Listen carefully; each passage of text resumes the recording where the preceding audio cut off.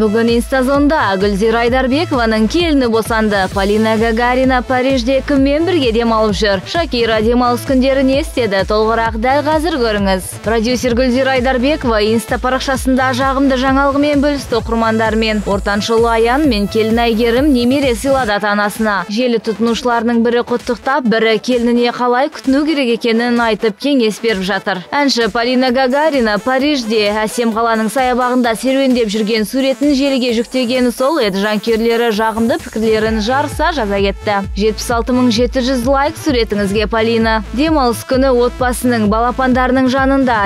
Әнші Шакира жайлы айтып жатырмыз. Балалармен бірге асханада әзірлеген тәттісінің суретін салды әнші Инстаграмға. 2373 оқырман өз оймен бөлісіп, 300-900 мыңы лүпіл басыпты. Бүгінге осы, келесі кездескенше.